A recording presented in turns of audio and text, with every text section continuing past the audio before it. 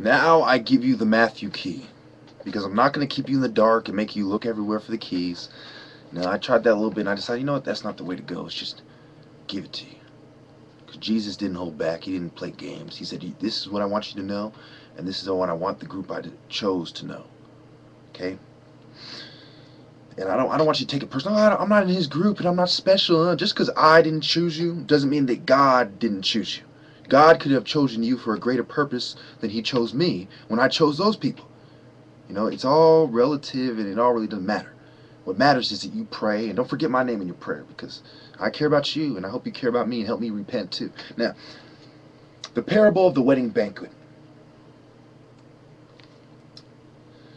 Okay, Jesus spoke to them again in parables, saying, "The kingdom of heaven is like a king who prepared a wedding banquet for his son. He sent his servants to those who had been invited to the banquet to tell them to come, but they refused to come." Remember, this is Matthew 22.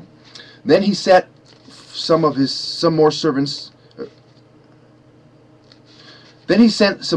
and said, "Tell those who have been invited that I have prepared my dinner. My oxen and fattened cattle have been butchered, and everything is ready. Come to the wedding banquet."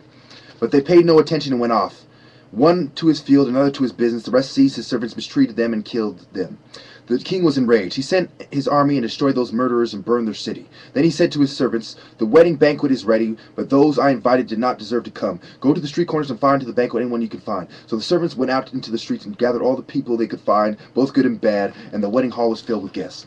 But when the king came in to see the guests, he noticed a man there who was not wearing wedding clothes. "Friend," he asked, "how did you get in here without wedding clothes?" The man was speechless. Then the king told the attendants, "Tie him hand and foot and throw him outside into the darkness, where there will be weeping and gnashing of teeth. For many are invited, but few are chosen." Paying taxes to Caesar. Then the Pharisees went out and laid plans to trap him in his words. They sent their disciples to him along with the Herodians. "Teacher," they said, we know you are good. We know you are a man of integrity, and that you teach the way of God in accordance with the truth. You aren't swayed by men, because you pay no attention to who they are. Tell us then, what is your opinion? Is it right to pay taxes to Caesar or not?" See, notice they set the stage to set him up, and then they sprung the trap. But Jesus, knowing their evil intent, said, "You hypocrites, why are you trying to trap me? Show me the coin used for paying the tax." They brought him a denarius. Then he asked him, "Whose portrait is this, and whose inscription?" "Caesar," they replied. Then he said to them, "Give to Caesar what is Caesar, and to God what is God's." When they heard this, they were amazed, so they left him and went away. That's why I'm giving what is the ancient black African knowledge to the black people, and what is the white devils to the devils. And I'm also including the good white people, as my ancestors did as well, because they were in Africa as well, trying to help us fight against the scum. I mean, the scum! Now, where was I? Marriage at the resurrection. That same day, the Sadducees, who say there is no resurrection, came to him with a question. "Teacher," they said, "Moses told us that if a man dies without having children, his brother must marry the widow and have children for him. Now there were 7 brothers amongst us. The first one married and died, and since he had no children, he left his wife to his brother. The same thing happened to the second and the third brother, right on down to the 7th. Finally the woman died. Now then, at the resurrection, whose wife will she be of the 7, since all of them were married to her?" Jesus replied, "You are in error, because you do not know the Scriptures or the power of God. At the resurrection, people will neither marry nor be given in marriage. They will be like angels in heaven. But about the resurrection of the dead, have you not read what God has said to you? I am the God of Abraham, the God of Isaac, and the God of Jacob. He is not God of the dead, but of the living." When the crowds heard this, they were astonished at his teaching. He's talking about your soul. When they blot out your name from the book of life, you lose your soul. So he's the God of the people who still have their soul, not the soulless scum, devils. Now, the greatest commandment. Hearing that Jesus had silenced the Sadducees, the Pharisees got together. One of them, an expert in law, tested him with this question. "Teacher, what is the greatest commandment in the law?" Jesus replied, "Love the Lord your God with all your heart and with all your soul and with all your mind. This is the greatest commandment. This is the first and greatest commandment. And the second is like it. Love your neighbor as well. All the law and the prophets hang on these 2 commandments." Part of the reason I think I stumble is I'm so used to King James Version and all these other versions, the Standard Version. Anyway, whose son is the Christ? While the Pharisees were gathered together, Jesus asked them, "What did you think about the Christ? Whose son is he?" "The son of David," they replied. He said to them, "How is it then that David, speaking by the Spirit, calls him Lord? For he says, 'The Lord said to my Lord, sit at my right hand until I put your enemies under your feet.'"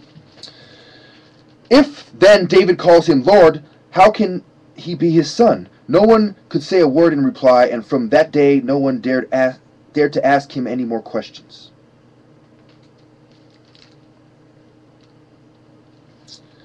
Now I skipped 23, the 7 woes. It's a good chapter, but this is strictly for the purpose of the key. I'm not skipping and choosing what I want. This is the purpose for the key, so you understand what they don't want you to see, what they want you to forget that you've read, that's in the back of your mind, that you know is true.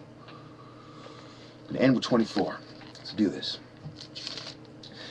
Signs at the end of the age. Jesus left the temple and was walking away when his disciples came up to him to call his attention to its buildings. "Do you see all those things?" he asked. "I tell you the truth. Not one stone here will be left on another. Everyone will be thrown down." As Jesus was sitting on the Mount of Olives, the disciples came to him privately. "Tell us," they said, "when will this happen? And what will be the sign of your coming and of the end of the age?" Notice the Mayan calendar, they refer to cycles and ages. So was Jesus. Jesus answered, not saying that the world is going to end this year. Jesus answered, "Watch out that no one deceives you. For many will come in my name, claiming I am the Christ, and will deceive many. You will hear of wars and rumors of war, but see to it that you are not alarmed. Such things must happen, but the end is still to come. Nation will rise against nation, and kingdom against kingdom. There will be famines and earthquakes in various places. All these are the beginning of birth pains. Then you will be handed over to be persecuted and put to death, and you will be hated by all nations because of me. At that time will turn away from the faith and will betray and hate each other. And many false prophets will appear and deceive many people. Because of the increase of wickedness, the love of most will grow cold. But he who stands firm to the end will be saved, and this gospel of the kingdom will be preached in the whole world as a testimony to all nations, and then the end will come." So all these nations are going to contradict you when you say, "Hey, your knowledge all comes from Egypt." They're not going to want to admit that. But even the disciples admitted that when they spread out to spread the gospel.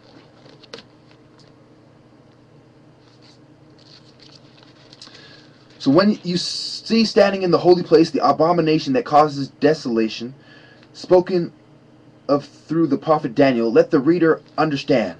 Then let those who are in Judea flee to the mountains. Let no one on the roof of his house go down to take anything out of the house. Let no one in the field go back to get his cloak. How dreadful it will be in those days for pregnant women and nursing mothers. Pray that your flight will not take place in winter or on the Sabbath. For then there will be great distress, unequaled from the beginning of the world until now, and never to be equaled. If those days had not been cut short, no one will survive. But for the sake of the elect, those days will be shortened. At that time, if anyone says to you, "Look, here is the Christ," or "There he is," do not believe it. For false Christs and false prophets will appear and perform great signs and miracles to deceive even the elect, if that were possible. See, I have told you ahead of time. And I am telling you ahead of time. Once you start arguing with teachers and people in your family, they're going to turn against you. They're going to try to make you feel desolated and isolated inside, when they are the abomination that causes that feeling. So if anyone tells you, "There he is out in the desert," do not go out. "Here he is in the inner rooms," do not believe it. For as lightning that comes from the east is visible, even in the west, so will be the coming of the Son of Man. Wherever there is a carcass, there the vultures will gather. Immediately after the distress of those days, the sun will be darkened, and the moon will not give its light. The stars will fall from the sky, and the heavenly bodies will be shaken.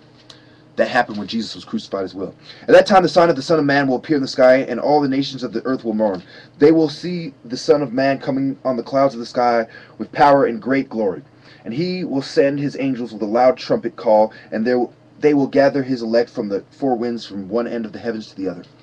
Now learn this lesson from the fig tree. As soon as its twigs get tender and its leaves come out, you know that summer is near. Even so, when you see all these things, you know that it is near, right at the door. I tell you the truth, this generation will certainly not pass away until all these things have happened. Heaven and earth will pass away, but my words will never pass away. The day and hour unknown. No one knows about that day or hour, not even the angels in heaven, nor the Son, but only the Father. As it was in the days of Noah, so will it be at the coming of the Son of Man. For in the days before the flood, people were eating and drinking, marrying and giving in marriage, up to the day Noah entered the ark. And they knew nothing about what would happen until the flood came and took them all away. That is how it will be at the coming of the Son of Man. 2 men will be in the field, one will be taken, the other left. 2 women will be grinding with a handmill, one will be taken, the other left. So they leave the vampires. Therefore keep watch, because you do not know on what day your Lord will come. But understand this, if the owner of the house had known at what time of the night the thief was coming, he would have kept watch and would not have let his house be broken into. So you also must be ready, because the Son of Man will come at an hour when you do not expect him. Who then is the faithful and wise servant whom the master has put in charge of the servants in his household to give them their food at the proper time? It will be good for the servant whose master finds him doing so when he returns. I tell you the truth, he will put him in charge of all his possessions. But suppose that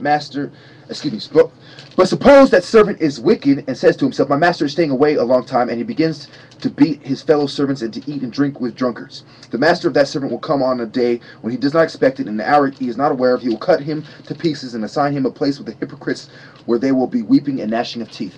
This symbolizes the black masters who served the one true master. I'm talking about the black master masons who gave the white masons their knowledge.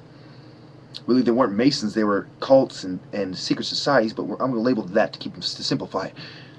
God is the master who gave it to the blacks, who gave it to the white devil scum, and God will come back. He already punished the blacks for letting the white scum have it, and now at the end, the white scum will be thrown to the devil with the serpent. Thank you.